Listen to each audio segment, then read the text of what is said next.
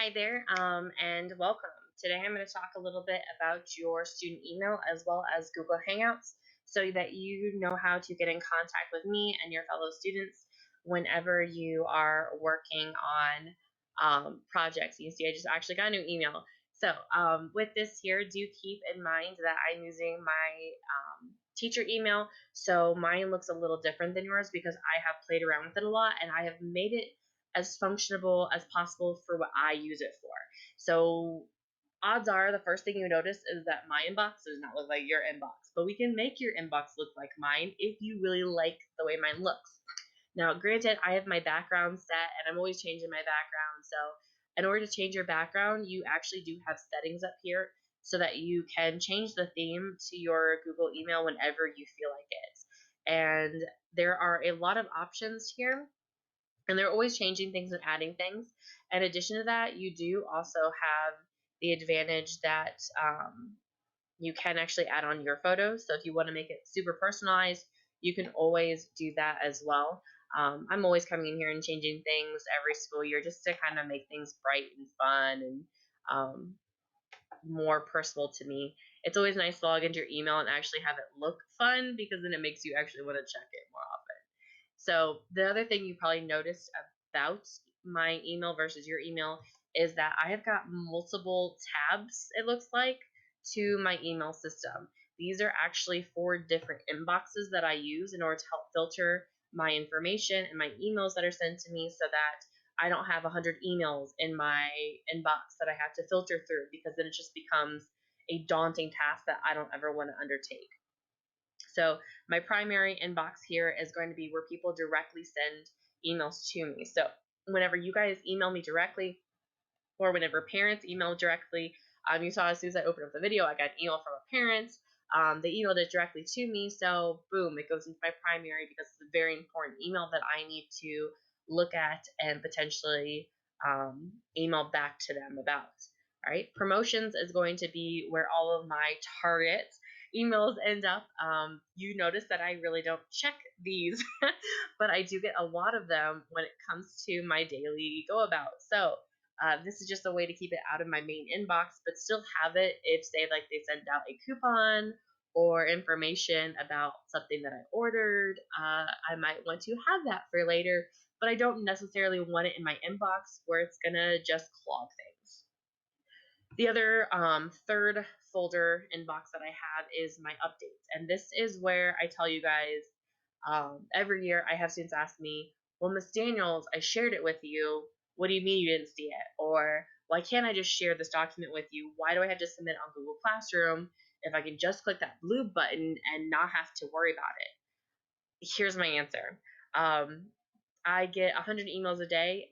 During the school year, I may get even more than that. So when essays come due or when things are being submitted onto Google Classroom, all of them end up here. And it tells me anytime you submit something, it tells me anytime I do any sort of schedulers for the campus, anytime somebody sends something to me, it all gets filtered into here, and I do not check this.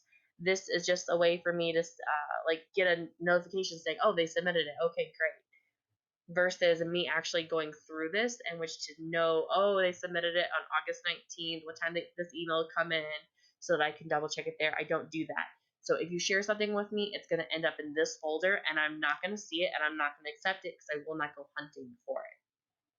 The last one is forums, and this is one that I use, but you guys probably won't.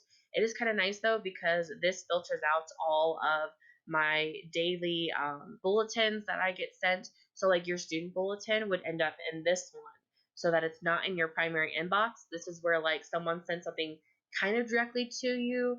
It's in your known system, but it's nothing that is super important, and it's not something that was directly sent just to you, but more so a group of people. So this is a really good inbox to use. Now, how to get these inboxes. I know you're just sitting at the edge of your seat right now. I get it. If you come over here to settings, you do actually have configure inbox. By clicking that, it will give you all the options for the different tabs. Primary, obviously you can't do anything about. You have to keep your primary, but you can click or unclick any of the different inboxes that you prefer to use. I just picked these 4. These are the most important to me. However, you can kind of take and pick whichever ones you want to use, and this will just help filter your emails. That way, you're using it to the best of your advantage. And another thing I want to show you guys with Google is simply just how to email somebody. With your Google email, because it's a school email, everything's already pre-connected. Whenever you're going to email somebody, it just comes up here to compose, and then it will open up just a little tab over here for you to email into. Whenever you're looking for someone on campus, if you start typing in their name, they will pop up for you. So say I wanted to email the department head for Beverly East English Department. I would simply have to type in her name for her to pop up, and then click in which to have her added into the email. In addition to that, say this is a really small screen for some people, I can actually switch this over to full screen to make it a little easier for me to see, and not have to have like that little dark corner down there. I can pull it up into the middle so I can actually focus on it. If I no longer want that, I can always just exit full screen. I can minimize it, say I'm not ready to send it, it will just come on down here, and I can click on it in order to open back up when I'm ready to send. If I don't send it within the first couple minutes, Google will actually just save it as a draft to be safe. That way, if I ever need to, I can come over here to my drafts and I can find it again in which to be able to resend it or add on to it as necessary. The one last thing that I want to talk about with this email, of course, is going to be Google Hangouts, because that's the other way in which you can email me or get in touch with me. And it is something that I use, which will actually get you in faster contact with me. So whenever I am at home or during after school periods, I don't usually open up my email to check it. And sometimes my phone doesn't even tell me I have a new email. So I have to go in and reload. The fastest way to get a hold of me is Google Hangouts. And this is already something you guys have. You just didn't know you had it. And all it takes is being logged into a computer. You don't have to download the app if you don't want to, but it is really cool because you can get in touch with anyone on campus if you log in using your Google student account. So with this here, yours odds are that the Google Hangouts icon and everything is right here. I've moved mine because I use it so much that I actually have mine over here on my right hand side. So whenever you have you're looking for your Google Hangouts, it'll always have you over here with your picture, your name, and then a little green icon whenever you're logged in. Yours may not have any conversations because you might not have used this prior to. But you can see I use this to talk to my students, and I use it a lot. So I think this is the fastest way to get a hold of students sometimes, and it's the fastest way you guys can get a hold of me. You, however, probably have an icon that says no conversations, which is fine. You've never done this before. So here's what I want you to do. Up here on this plus button, we're going to make a new conversation.